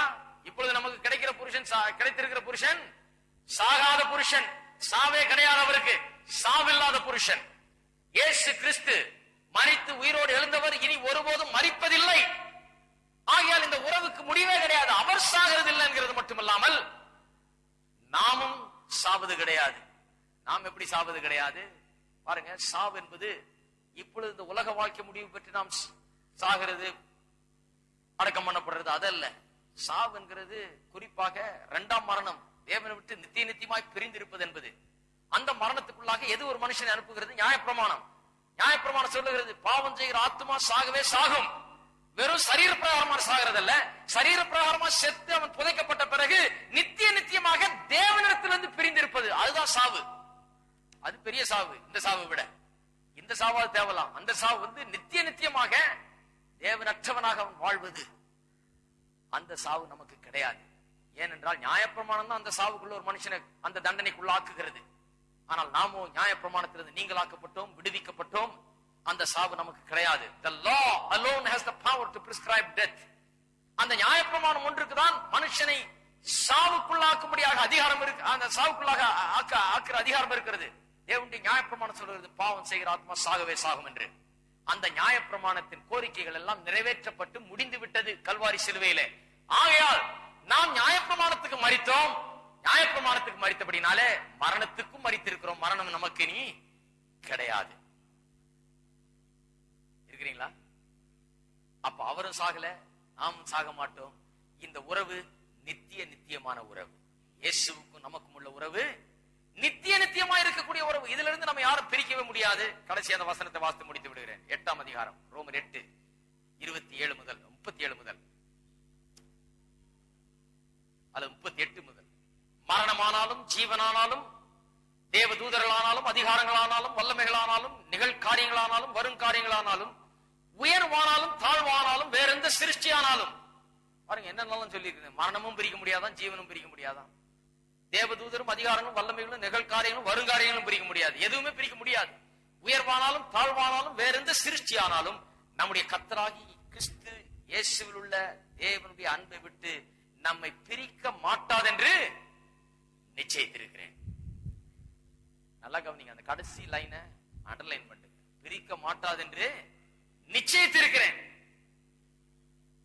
நிச்சயித்திருக்கிறேன். இதுதான் ரட்சிப்பின் நிச்சயம் என்று சொல்லுகிறது. இதுதான் நிச்சயித்திருக்கிறேன். எல்லாரும் சொல்லுங்க, நிச்சயித்திருக்கிறேன். என்னத்தை நிச்சயித்திருக்கிறோம்? நிறைய விசுவாசிகளை பாருங்க, வருகையில் எடுக்கப்படுவேனா படமாட்டேனா அதே நிச்சயம் இல்லை. என்ன ஆகுமோ நிச்சயம் கிடையாது. கிடையாது. பவுல் சொல்லுகிறார், இதை நான் நிச்சயித்திருக்கிறேன். எதுவுமே பிரிக்கவே முடியாது. மரணமும் பிரிக்க முடியாது, ஜீவனும் பிரிக்க முடியாது, உயர்வும் பிரிக்க முடியாது, தாழ்வும் பிரிக்க முடியாது. எதுவுமே தேவதூதரும் பிரிக்க முடியாது, வல்லமையும் பிரிக்க முடியாது. இந்த உலகத்துல எந்த சக்தியும் கிடையாது என்னை என் தேவனிடத்திலிருந்து இயேசுவினிடத்திலிருந்து பிரிக்கக்கூடிய சக்தி இந்த உலகத்திலே கிடையாது. அப்பேற்பட்ட ஒரு இணைப்பு, அவரோடு கூட ஒன்றாகி விட்டோம். எத்தனை பேர் அப்படி இருக்கிறீங்க இயேசுவோடு கூட? இந்த உலகத்துல எந்த சக்திக்கும் அந்த அதிகாரம் கிடையாது, எந்த வல்லமைக்கு அந்த அதிகாரம் கிடையாது. உங்களை இயேசு கிறிஸ்துவிடத்திலிருந்து பிரிக்கக்கூடிய சக்தி எதுவுமே கிடையாது. எதுவுமே கிடையாது. ஹல்லேலூயா. எல்லாரும் எழுந்து நிற்போம்.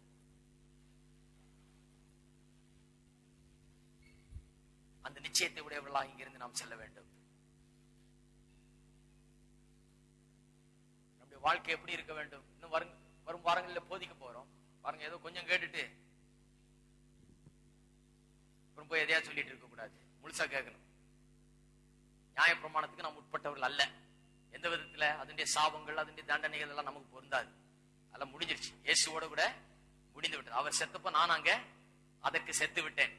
அதுக்கு எனக்கு சம்பந்தமே கிடையாது. நியாயப்பிரமாணம் 1000 சாபத்தை சொல்லலாம், எனக்கு அது பொருந்தாது, எனக்கு அது கிடையாது. எல்லாரும் கரங்களை உயர்த்தி நாம் கர்த்தரை ஸ்தோத்திரிப்போம்.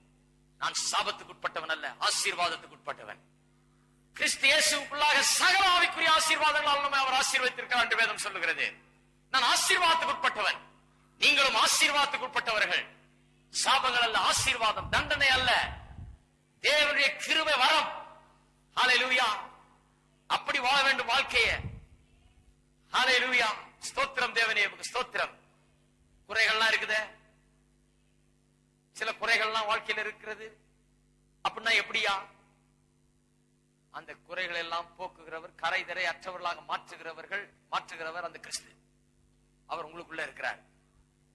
உங்கள்கிட்ட குறை இருக்கிறதுனால அவர் உங்களை எட்டி வச்சு தூர தள்ளிடுறது கிடையாது. உங்களை கிட்ட சேர்த்து அதை கழுவி சுத்திகரித்து சுத்தமாக்கி உங்களை தம்மோடு சேர்த்துக் கொள்கிறார். அப்பேற்பட்ட இயேசுநாதரை தான் நாம் உள்ளத்திலே வைத்திருக்கிறோம். எல்லாரும் கரங்களை உயர்த்தி தேவனை ஸ்தோத்திரிப்போம். ஹல்லேலூயா. ஸ்தோத்திரம். ஆகையால் தான் பயம் கிடையாது, ஆக்கினை தீர்ப்பின் உணர்வு கிடையாது. ஸ்தோத்திரம் தேவனே, ஸ்தோத்திரம் ஸ்தோத்திரம் ஸ்தோத்திரம் ஸ்தோத்திரம். ஆகையால் தான் சந்தோஷம், சமாதானம் எப்போதும் நிறைவாய் இருக்க வேண்டும். நிறைய பேர் பாருங்க, நீங்க சந்தோஷம் ஏன் இல்லைன்னா இந்த ஆக்கினை தீர்ப்பின் உணர்வு, இந்த தவறான ஒரு பயம், தேவனிடத்தில் தங்களுக்கு இருக்கிற உறவை குறித்த தவறான ஒரு எண்ணம், தேவன் தங்களை வெறுக்கிறாரோ என்கிற எண்ணம், தங்களை பகைக்கிறாரோ, தங்களுக்கு தங்கள்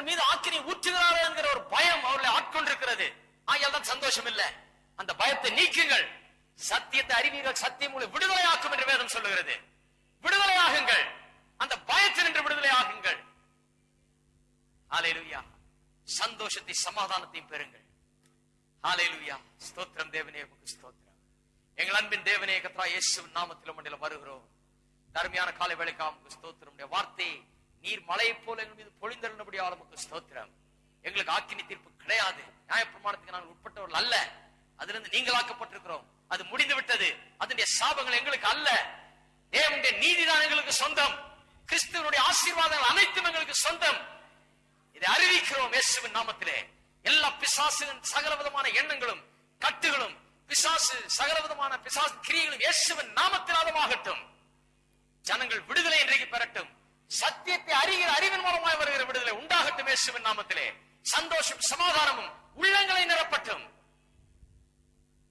தேவைகளோடு, பிரச்சனைகளோடு, பாரங்களோடு, கவலைகளோடு, பலவிதமான போராட்டங்களோடு வந்திருக்கிற மக்களுக்காக ஜெபிக்கிறோம். இயேசுவின் நாமத்திலே விடுதலையும் சுகமும் சந்தோஷம் சமாதானம் உண்டாகட்டும். ஜனங்கள் ஆசீர்வாதத்தோடு செல்லட்டும், மன மகிழ்ச்சியோடு செல்லட்டும். காத்து வழி நடத்தும் இயேசுவின் நாமத்திலே ஜெபிக்கிறோம். ஆமென். நம்முடைய கர்த்தராகிய இயேசு கிறிஸ்துவின் கிருபையும் பிதாவாகிய தேவனுடைய அன்பும் பரிசுத்த ஆவியானவருடைய ஐக்கியமும் நம் அனைவரோடும் இன்றைக்கும் என்றும் இருப்பதாக. ஆமென். பின்னாலே இந்த கூட்டத்துக்குரிய நோட்டீஸ்கள் இருக்கிறது, எடுத்துக்கொண்டு செல்லலாம். மற்றவர்களுக்கு கொடுக்கும்படியாக மற்றவர்களை அழைத்துக் கொண்டு வாருங்கள். புதன்கிழமை இரவு 6:30 மணிக்கு சரியா ஆரம்பிப்போம். எனக்கு இன்பம் ஏதென கேட்டால் நான் காரணம் சொல்வேன். என் பாவம் நீங்கிற்றே, வம்பன் வந்தென்னை நோக்கி எங்கே நீங்கிற்றென்றால் தெம்பாய் நீங்கிற்றென்பே. அதை கல்வாரியின் ரத்தத்தாலே மூடியாச்சுதே, அவை வானம் பூமி போல நீங்கிற்றே. அன்பர் மறதி கடலுள்ளே ஆழ்ந்தது நன்றே. ஆமே சுத்தமானே. கர்த்தருடைய ஆசீர்வாதம். அதை கல்வாரியின் ரத்தத்தாலே மூடியாச்சுதே, அவை வானம் பூமி போல நீங்கிற்றே. அன்பர் மறதி கடலுள்ளே ஆழ்ந்தது நன்றே. ஆமே சுத்தமான